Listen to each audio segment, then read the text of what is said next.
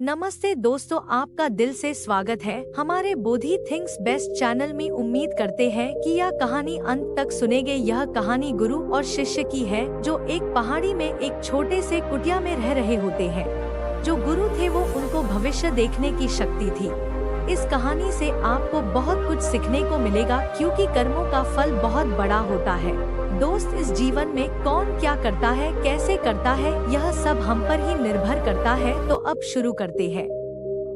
एक बार की बात है, एक पहाड़ पर एक कुटिया थी और उस कुटिया पर एक गुरु और उसका शिष्य रहा करते थे। और उस गुरु को बहुत ही सिद्धियां प्राप्त थी और उनकी सिद्धि हर जगह प्रसिद्ध थी। वह वहाँ के लोगों में इतनी ज्यादा प्रचलित है कि लोग उनकी शक्तियों से भलीभांति परिचित थे। वह ध्यान में बहुत ही ज्यादा लीन रहते थे। कई बार वह 2-3 दिनों तक ध्यान में बैठे रहते थे, पर वह कुछ खाते पीते भी नहीं थे। उनके ध्यान की शक्ति की खास बात यह थी कि वह ध्यान करते करते भविष्य देखने में सक्षम थे।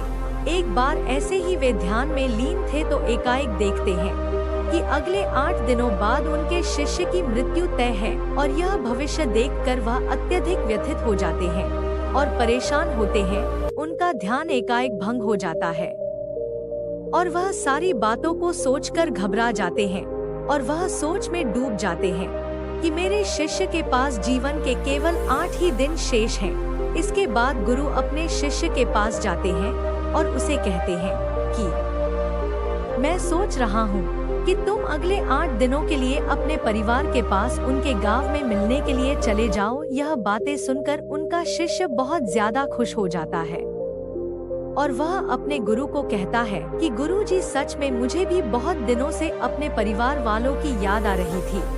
मैं भी सोच रहा था कि मैं भी अपने परिवार वालों के पास जाकर मिल लेता हूँ। और वह अपने गुरु से आज्ञा लेते हुए पहाड़ी से नीचे की ओर चलना शुरू कर देता है।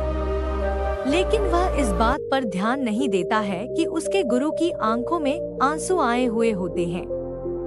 वह चलते चलते पहाड़ से जैसे ही नीचे एक समुंदर के पास पहुंचता है तो देखता है कि एक रेत के टीले के पास चींटियों का घर था और उस घर से बहुत सारी चींटियां बाहर की तरफ आ रहे थे और बहुत सारी चींटियां अंदर की तरफ जा रहे थे। चींटियां आपस में बार बार टकराकर अपनी दिशा को खो देती थी और उसके बाद फिर से इधर उधर चलना शुरू कर देती थी।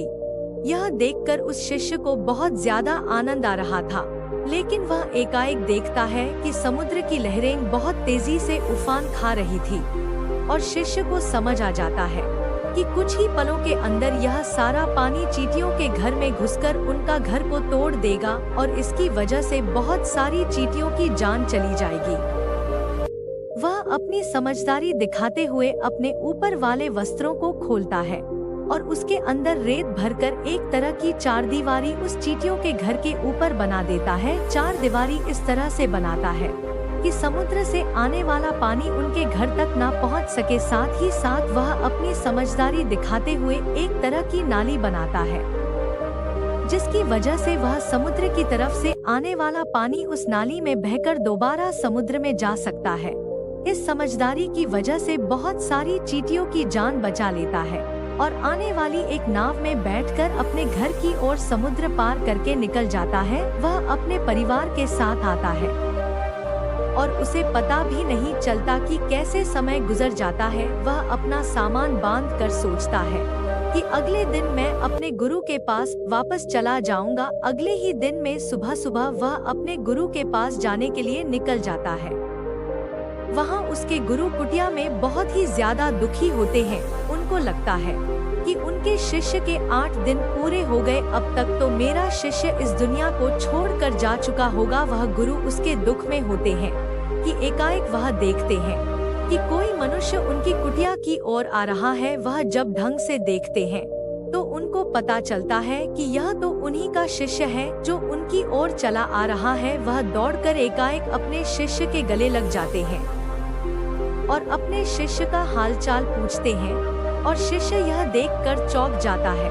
गुरु को समझ नहीं आता है कि कैसे उनका देखा हुआ भविष्य गलत हो गया। वह अपने शिष्य से पूछते हैं कि बेटा, तुमने इन 8 दिनों में क्या क्या किया, शिष्य अपने परिवार के साथ बिताए हुए सारे पलों के बारे में बता देता है।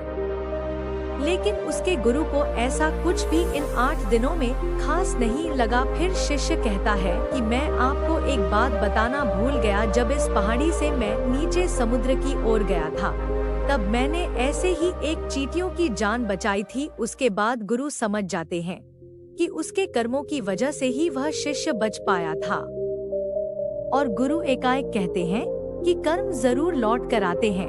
तो साथियों, इस कहानी से हमें यह सीख मिलती है, जीवन में हमेशा ऐसे कर्म करो जो कि कभी लौट कर भी आए तो आपका भला ही करे।